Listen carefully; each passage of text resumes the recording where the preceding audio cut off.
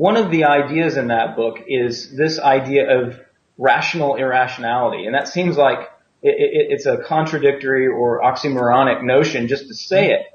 But maybe you could talk a little bit about rational irrationality. And as people head out to the polls in November, maybe you could tell us a little bit how voting might be an instance of rational irrationality. Mm-hmm. Right. So probably the best way to explain the idea of rational irrationality is this. Suppose you went to the store and you just threw a ton of junk into your grocery cart at random and then you bought it. What happens to you? You waste a ton of money because you didn't exercise basic intellectual self-control when you were buying that stuff, because you didn't think about whether you really wanted it, what the effects would be. You wind up blowing a lot of your money on stuff you don't actually want. Now, contrast this with a voter who goes into a voting booth and just votes at random on a bunch of crazy stuff. What happens to him? The answer, of course, is the same thing that would have happened to him if he'd voted the other way, same thing that would have happened to him if he didn't vote, same thing that would have happened to him if he had studied the issues exhaustively and voted with extreme care.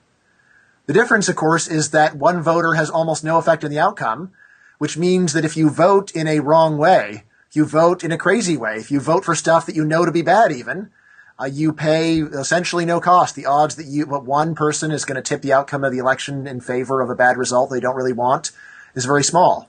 So what I say is there's a very big difference between how people act in the role as consumers and how they act as voters. As consumers, people do a reasonably good job. Not perfect by any means, but still, if you're thinking about buying something, you consider, well, this is my money. If I don't think about how I'm spending it, I very easily could blow my money, get something I don't want, get something that's actually bad, get something that makes me worse than if I hadn't bought anything at all. Whereas when people are voting, they generally don't exercise this kind of care. They don't exercise impulse control. Or, there's a lot of things at the grocery store that you have an impulse to say, yum, I want to go and buy all this cake. But on second thought, you realize, no, this is really not so good. It's going to cost a lot of money and it's going to be bad for my health. I'm going to get fat. Whereas when a voter has an impulse, very rarely does a voter say, well, sure, it sounds good to say that everyone's going to get free health care. That sounds good, but how is it going to be paid for? What are going to be the indirect effects? Is it going to cause problems in the labor market? Will it cause unemployment? These are all questions that voters very rarely ask themselves because they don't have to. If they ignore these issues at the individual level, you actually don't pay any price for it. Unfortunately, of course, if we all think this way, or if most of us think this way, then we can pay an enormous cost. The way that I often think about it is this. My colleague Pete Betke often teases me and says, Bryan, you're saying that we get the government we deserve. And I say, well, that's true, Pete. The problem is we get the government they deserve.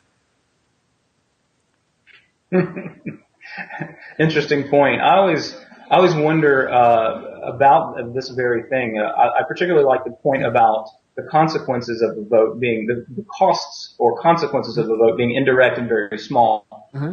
And I always imagined what it would be like if we treated some of these things we vote for as club goods. I don't know if that's the exact economic term, but let's suppose that we joined a club or joined a certain system, but there was a right of exit. Would we behave in exactly the same way? Would we be more careful to see about the solvency of the system? Mm-hmm. If I were to say embrace Obamacare, but I could leave it, would I do that as a part of some sort of system of polyarchy or something? Anyway, that's not the world we live in, and it's not possible. But to me, it's an interesting thought experiment because I often think about what if people had to live with the consequences of their actions more directly. That's one way they might have to. Mm-hmm. And certainly, of course, when we do go to the grocery store. Even now, you could have had things like Obamacare at the state level. In fact, we had Romney Care in Massachusetts at the state level.